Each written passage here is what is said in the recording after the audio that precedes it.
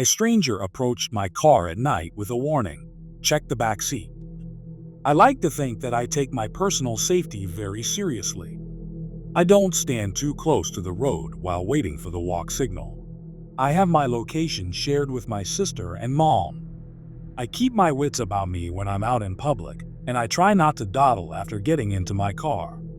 If I had only been more diligent about that last rule, I might not be in the situation I'm in now. Early this morning, just after midnight, I was sitting in my parked car outside of my favorite grocery store.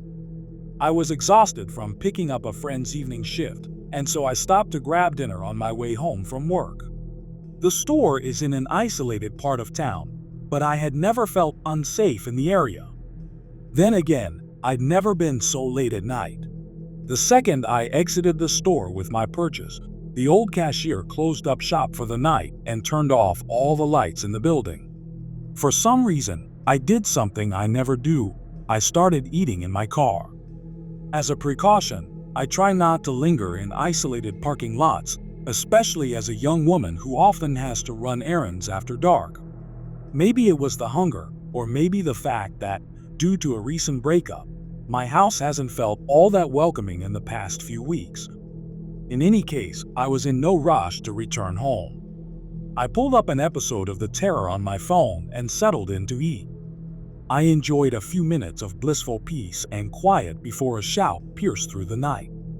I looked up from my phone and was surprised to find a woman standing in front of my car, waving her arms at me. My car was parked right in front of the store, facing towards the building, and there was only a thin sidewalk separating my vehicle from the store's exterior. I hadn't seen her coming at all.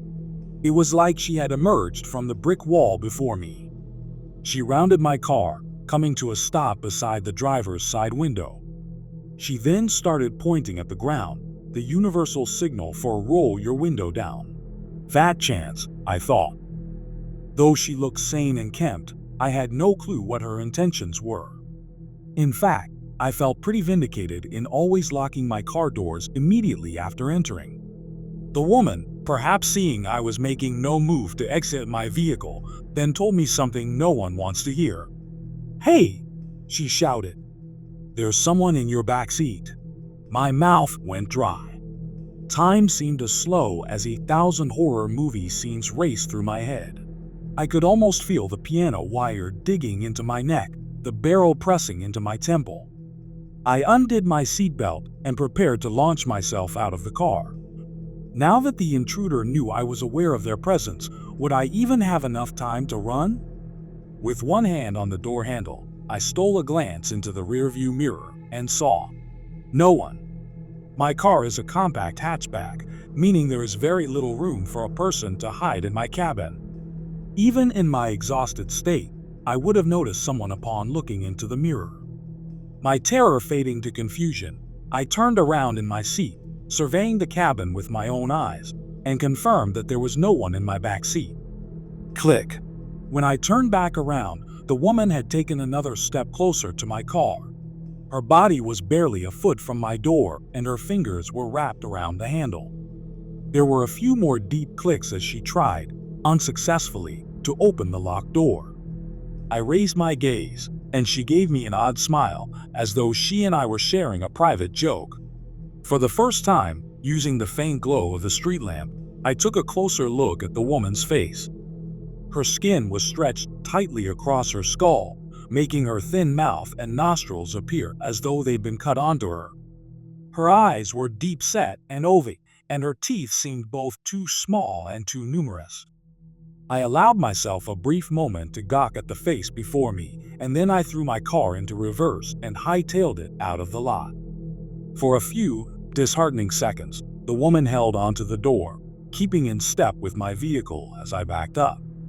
Luckily, she soon let go, and I drove away, my mind racing with the realization that the woman was trying to bait me out of my car. Even more disturbing was the fact that it had almost worked. I wondered if she had others with her that I simply hadn't seen, and what she had wanted from me. I hoped I had narrowly escaped a robbery as opposed to something much more sinister. I got back to my house 20 minutes later.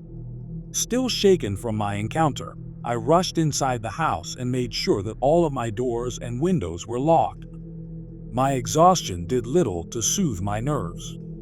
My mind played tricks on me as I got ready for bed, conjuring up flashes of the woman's face in the dark corners of my house. Once I finally fell asleep, my fears followed me from the waking world. I had a long, vivid nightmare, most of which I've either forgotten or is irrelevant to this account. All I know is that when I jolted awake some hours later, it was to the sound of a frantic banging on my front door. I sat up in bed, unsure if I was still dreaming or not. My alarm clock read 4:17. It was far too early for someone to be knocking on my door unless there was some kind of emergency, which, given the forcefulness of the knocks, there may have been. Slowly, I rose from my bed and inched towards the entryway. I had never before been in such a situation and was at somewhat of a loss as to how to react. I didn't smell a fire, thankfully, but that didn't mean all was well. Suddenly, I heard a man's voice calling out my name in a questioning tone. It sounded vaguely familiar, but I couldn't immediately place it. "Who is it?" I called back. "Brian," answered the disembodied voice, and relief washed over me. My neighbor, Brian, lived in the house across the street. We weren't close exactly, but I often saw him walking down the block with his dog, Bailey. I turned on the entryway light, but as I was still in my sleepwear, I didn't want to open the door unless I had to. Instead, I called back to him. "What's the matter?" "Well," he began. I heard his voice crack, and he cleared his throat. "Do you have someone over right now?" "What?" I asked, my heart skipping a beat. "No, I don't." "Why do you ask?" "Well, the dog had to go out, and while I was in the yard with him, I thought I saw someone in your front window." "Someone who didn't look." "Quite right." I stilled, feeling as though I were in some terrible dream. Turning around and glancing down the dark hallway, I wished I had turned on more lights on my way to answer the door. "She followed you home," I thought. "She's in your house with you right now." I was ready to bolt out the door into the cold, but by some miracle, I had just enough presence of mind left to consider my neighbor's words more carefully. Something was wrong. I stepped away from the door. "Are you all right, Brian?" He cleared his throat again, and when he next spoke, his voice sounded slightly different from before, as though he were testing out a new timbre. "Of course, I just got a bit of a cold here, but I still wanted to check in on you." My voice wavered as I voiced a question to my neighbor. "But, your dog, isn't it a girl?" Brian didn't respond. My mind reeled in the torturous silence, trying to discern whether the threat was outside the door or inside the house with me.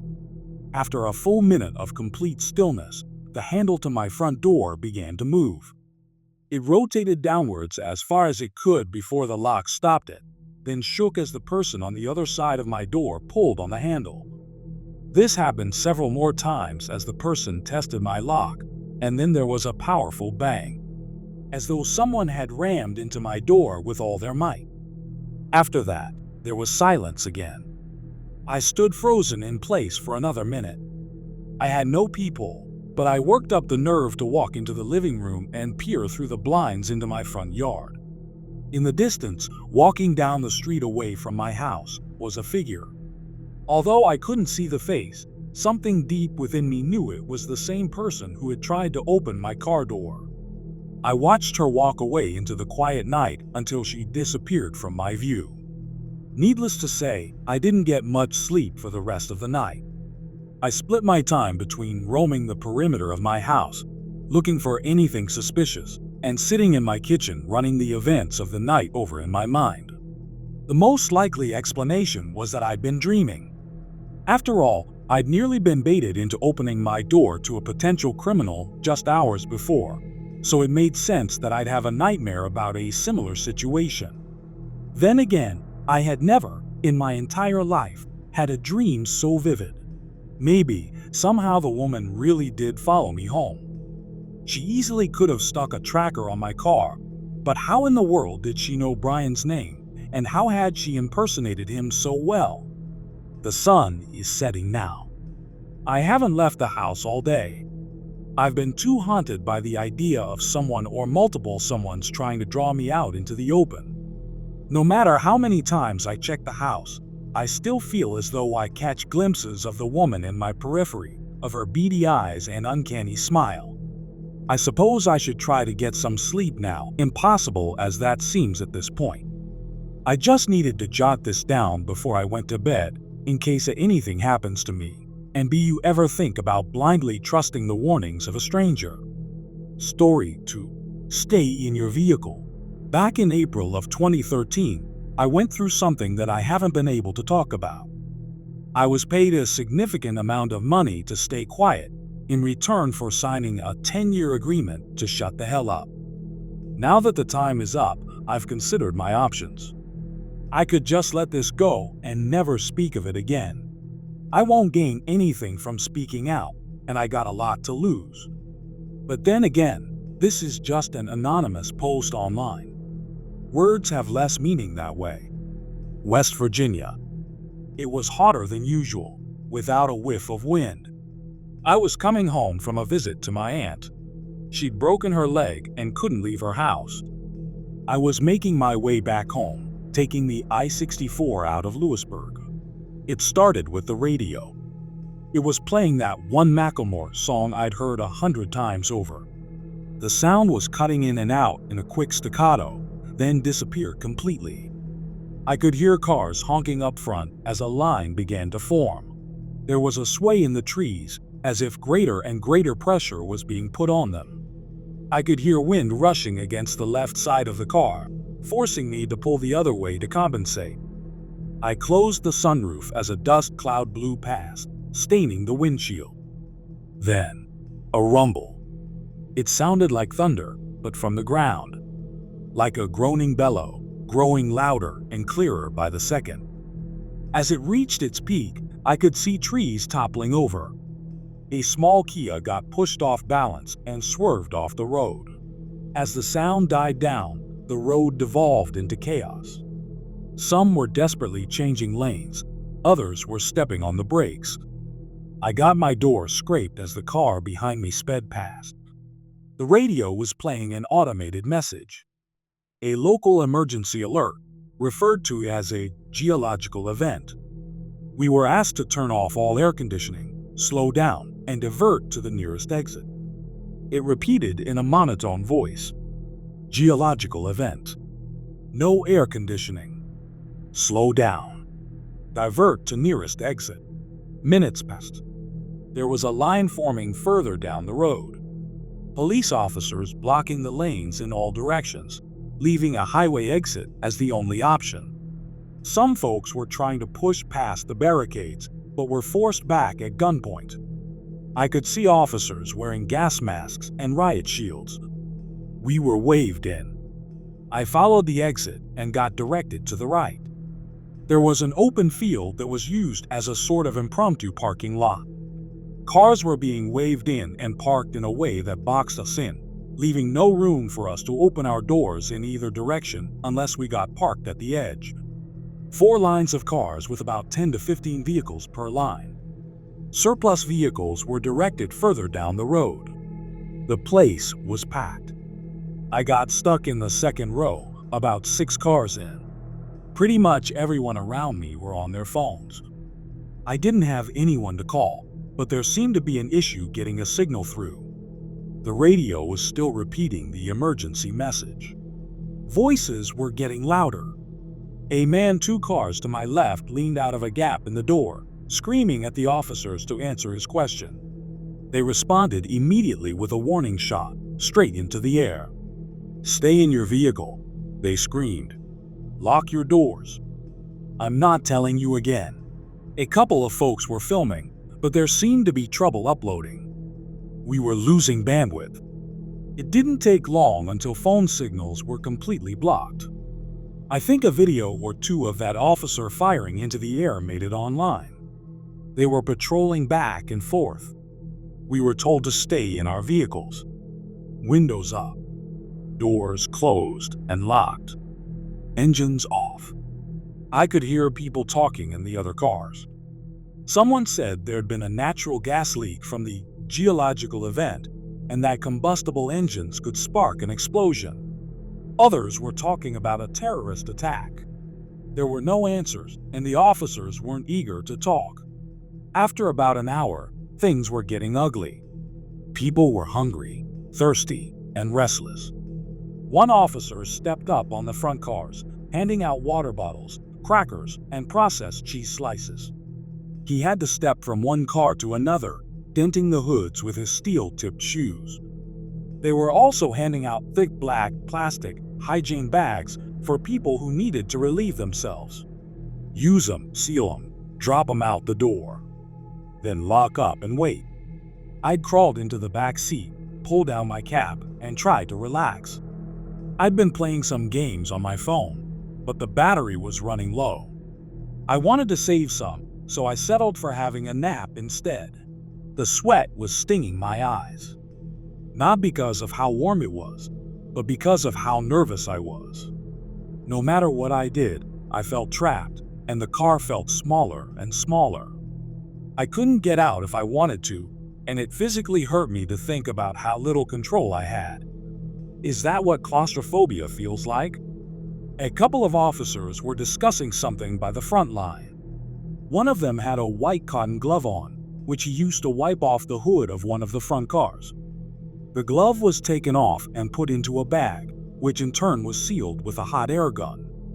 I was getting the impression that our cars had been covered in something. I wasn't the only one considering it. There were two college kids in the car to my left, and they were discussing it too. Anthrax, one of them said. Gotta be. Nah, gold dust, the other chuckled. They don't want to share. You know what? The first groaned. I honest to God hope you're right. You're not, but I hope you are. F you. I joined in the conversation shortly after. I offered another explanation. Something combustible. Something that might blow up if we started our cars. They were willing to consider this. The car behind me couldn't hear us, but the driver held up a notebook with the text. If we do know what it's gotta be aliens. I couldn't tell if they were serious, but they weren't laughing about it. A man in his 50s and what looked like his daughter. There were a couple of other folks in the other cars. A man in a black shirt sort of looked like a preacher without a collar. Two middle-aged women with a kid in the back seat. A fat man blaring Johnny Cash from his stereo. A couple with a teenage son who couldn't stop drumming on the windows. We'd been stuck for about 2.5 hours when a truck rolled in. One of those with a large water tank. It was unmarked, looked civilian. As it rolled in, they were calling out on the megaphone. We'll be hosing your vehicles down, they said. Keep everything locked and closed. Then we'll be covering your vehicle with protective plastic while we wait for it to dry. After that, we'll start letting you go in an orderly manner. I repeat, most of us were relieved. It was only a matter of time now. It was getting dark. They were getting up on the cars, hosing them down thoroughly. It smelled of chlorine, so maybe they'd mixed something into the water. As they came to my car, they stepped up on it and double-checked the sunroof, making sure it was locked and secured. They sprayed the car down, bathing it in chemical stink. The kind that gets stuck to the back of your throat. It took a long time for them to finish, at least an hour or two. After that, they were rolling out a kind of plastic cover at the short side of the lot. The kind you use to protect pools or rain covers for football fields. They used 2 squad cars to slowly drape the thing over the entire lot, securing the edges with large rocks. Please stay calm, they called out as the plastic crawled over us. I know this is uncomfortable, but this is for your own safety. Once the cleaning is done, you will be free to go. Stay inside your vehicle at all times. I repeat, I did as I was told. I stayed inside, and I watched that plastic cover sweep over me. It felt like getting buried alive. All lights went out, leaving me in complete darkness, accompanied only by the vague, disembodied voices of the others. The college kids were talking about where they were going to go after this. Someone was honking, not sure if it was to show support or discontent. Someone else was cheering. I took my last swig of water, washing down my final plain cracker. I got back in the driver's seat. I could hear as they finished moving the plastic cover and parking their squad vehicles. I waited patiently, figuring it'd be maybe another hour or so. They hadn't really given us a timeline, but I could breathe a little easier. Sort of. I was going back and forth between feeling empowered with my hands on the wheel and feeling like I was stuck in a metal coffin. It was so dark, and everything smelt of plastic and chemicals. Like a car wash stuck in time. As the excitement died down, I paid more attention to the background sounds. I tried to filter out the various discussions from the nearby cars, and somewhere in the distance, I heard raised voices. It wasn't coming from the cars, but the officers. Whatever they were talking about, it was a heated discussion. An hour came and went, and people were getting impatient. More cars were honking. Others were yelling, demanding answers. I couldn't get my leg to stop shaking.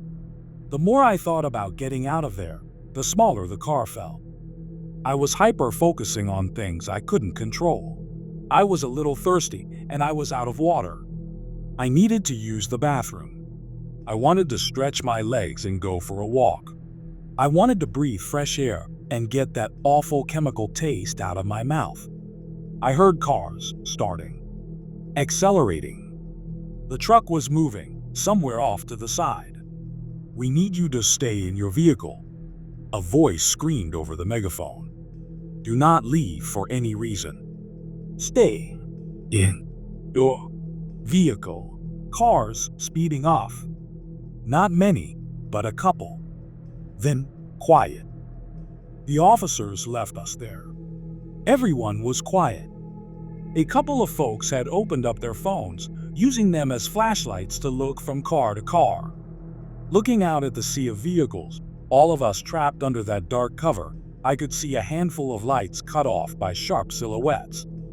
I couldn't make out who was who in the dark. It was all just people. Anonymous.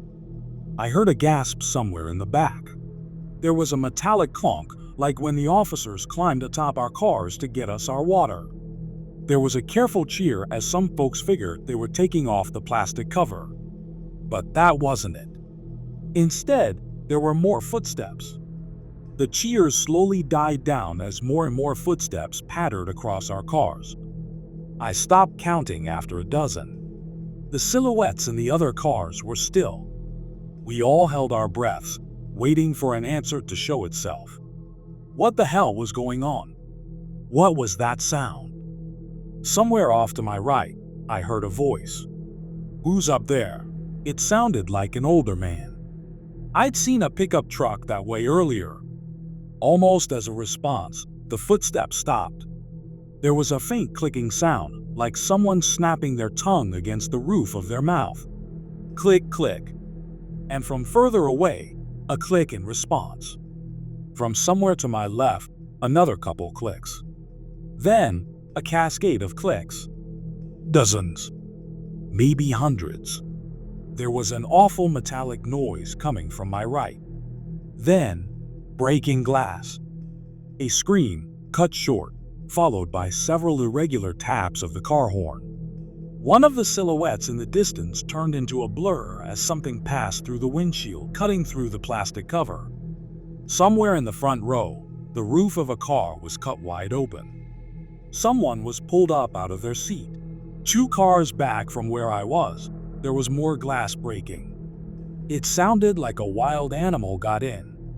I could see a weak hint of red spattered against the passenger side windows. I wasn't getting any air. I could feel my heart beating through my chest as my arms started shaking. My hands were cramped around the steering wheel, and I felt sweat dripping down my shoulders. I couldn't control it. I didn't even see what was going on, but these sounds, these screams, they awakened something primal. This was danger. A threat. My body knew long before I did. The college kids in the other car were ducking down. One of them waved a hand at me, as if telling me to get down. I nodded. I scrambled into the back seat. I couldn't see where I was putting my hands or my feet. Everything is different in the dark. As I tumbled my way over, my foot accidentally tapped the car horn. It was a quick tap, a fraction of a second, but to me, it was the loudest sound in the world. I was lying on my stomach in the back seat, and within seconds, something heavy climbed onto the hood of my car. I could feel the car buckling. It was much heavier than the man who'd passed out water bottles. I held my hands in front of my mouth to stop the panting, but I just ended up snorting up sweat instead. My nose stung as I bit my tongue, listening to every metallic groan as whatever was outside moved and shifted. Click, click. And from behind my car, a click in response. There were no lights being held up anymore. Everyone was cowering, going quiet. I pushed myself up against the door behind the driver's seat, trying to make myself as small as possible. I could hear the frame of the car complain as something slowly moved. When it came to my sunroof, there was a slight crack. That made it stop. Another crack. I silently shook my head, as if trying to ask the car to stop. That thing was going to break. And it did. My legs were showered with glass as a big blob of plastic cover dipped into my car. Something big came tumbling into the front seat, still covered in protective plastic. It twitched and spun around, its clicking turning from a careful question-like noise to a never-ending barrage. It was calling for help, alerting others. And it was cutting its way through the plastic. There were footsteps coming from every direction, some of them leaping from car to car, some of them leaping far enough to skip a car as they hurried. I was going to be swarmed within seconds. I fumbled with my hands, accidentally cutting my thumb on the broken glass. I managed to open the passenger side door, but even at its widest, and even when pressing into the college kid's car, it wasn't enough room to get out. Still, I had to try. I pressed myself into the gap and exhaled as much as I could, flattening my chest. While the thing thrashed around inside my car, I could feel my vision going faint. Black spots popped up at the edge of my vision. My arms were going weak. And yet by some miracle, I made it through. As my face hit the gravel of the makeshift parking lot, I felt the burn of residual chemicals. I swallowed my instinct to run, instead staying on my stomach, forcing myself to crawl under my car. There were more of them, some climbing on, some off. My chest was pressed to the ground as the weight shifted. I heard breaking glass from the windshield and tearing fabric. Something was stuck up there, and it was furious, like a trapped animal. I could hear the college kids mumbling to one another, trying to stay calm. One assuring the other that all they had to do was stay low, stay quiet, and wait. Then, something slammed into the passenger side door, the one I crawled out of. The door was pressed up against the neighboring car, then fell haphazardly to the ground, completely off the hinges. An ink-black, bird-like foot touched the ground right next to me. I've looked it up since. There were 3 toes forward, 1 toe backward, all clawed. Anisodactyl feet, similar to that of many birds of prey, except larger than a human foot and with smooth, oil-slick skin. It must have been heavy, at least 400 pounds.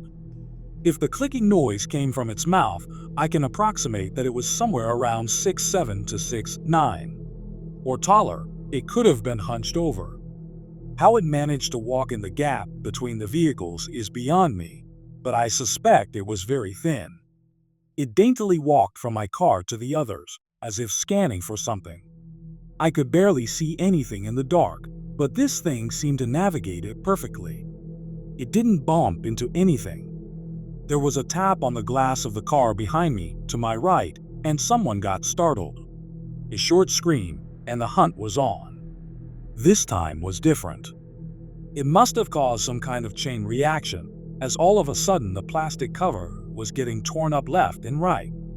People were clawing their way out of their cars. I heard someone kicking against their windshield. Another was trying to open their door. I could hear it slamming against the side of the car next to them. And off in the distance, there was gunfire. Just a couple of shots. The college kids in the car next to me slammed their doors open and followed my lead. They rolled onto the ground and under their car. There was a little more light coming in as the cover had been torn above. Their faces were red from tears, and one of them was desperately trying to call for help on his phone.